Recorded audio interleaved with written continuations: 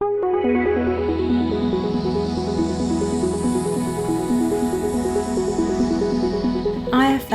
knows that you, our members, teachers and trainers across England, play an amazingly important part in driving forward our economy.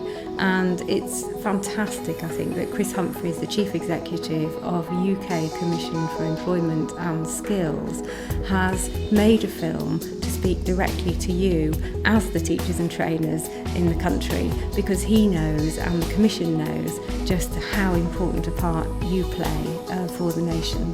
The UK's colleges, training providers, universities are in some ways the most important tool available to us to help ensure the strength of the UK economy over the next decade. In a way, I suppose, they are the most important economic development tool this nation actually has available to it. And helping them, supporting them, and recognising their role in this is essential if we're going to keep pace with international competition and re-establish ourselves as a top 8 nation.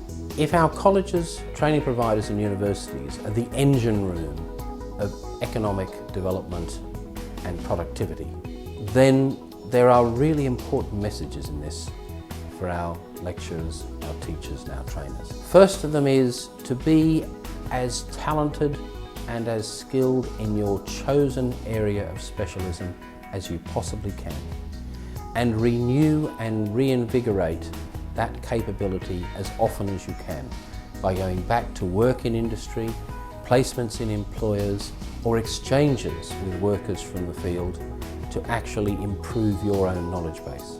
My second message for lecturers is also learn to be the best teacher you possibly can. The fact is that teachers have only succeeded when learners have learned. So it's really important that you judge your success as a teacher by the success of your learners, both in completing their courses and in being able to apply their knowledge and skills successfully in their future jobs. And the final message from me for our teachers and trainers is to say, make this a passionate commitment to the future.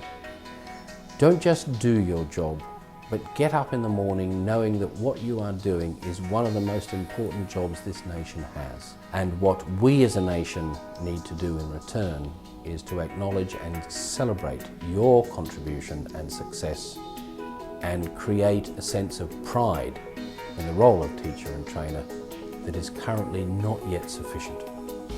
Because there is no doubt that without you as teachers and trainers, and without the quality and effectiveness of the institutions in which you work, we will simply not get to be in the top 8 nations of the world by 2020. You are a critical part of our success, and it's important that the nation recognises and acknowledges that. You're not trailing industry, but are actually trailblazing for industry. What do teachers and trainers actually do to boost the economy? And I'd like first to turn to Stoke-upon-Trent, where a group of teachers and trainers are discussing how they approach working with people who've lost their jobs in the pottery industries. So let's hear directly from IfL members in Stoke.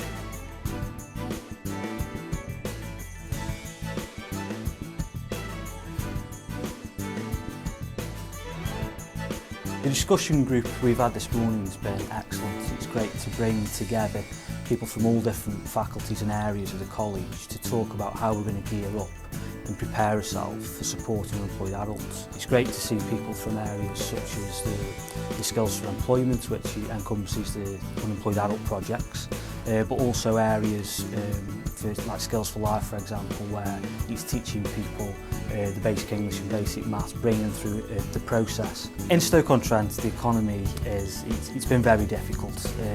The pottery industry has recently fallen on its back, and it's been a gradual decline that's been over sort of 4 or 5 years. That's made things more difficult because the government haven't necessarily wanted to pump money directly in and support straight away, so it's been difficult.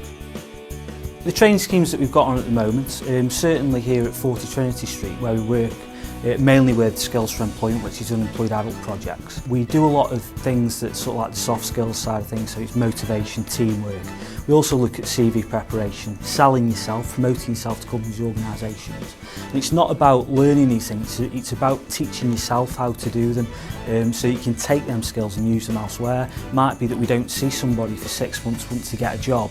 If they're out of work again there, they can use the skills that they've learned to get other work, which is great. We've brought in new staff who are from different industries, who have had actual life experience in various different jobs, but have passed themselves over and taught their skills to other people. It's very important that the colleges get on board with Ambition 2020 and move towards working to upskill people, get them into work, get them into the right job, sustained employment, which is very important that we don't talk about enough.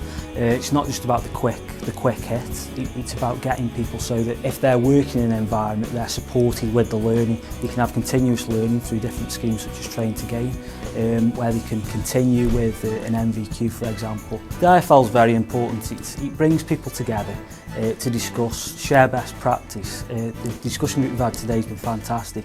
Even within in our own organisation, it's brought us together, which is great, but it doesn't happen enough, you know. We talk about different factors in different areas a lot, but we don't actually learn enough about first-hand experience from what people are doing. That's brought us together. It also gives us opportunities to learn about other colleges, other learning environments, what people are doing, and share our practice as well. We think at Stoke-on-Trent College that we're the best, and you know, we are at a lot of things, which is fantastic, but it's nice to learn about other people's experiences, other environments, and how we can work together to support the nation and not just our local environment.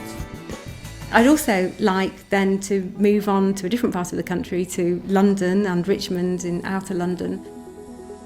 We offer the traditional courses that you will find a lot of colleges do offer, like hairdressing, we've got constructions, we've got health and social care, but we're also finding more and more that employers now want something else which is specific to them as well.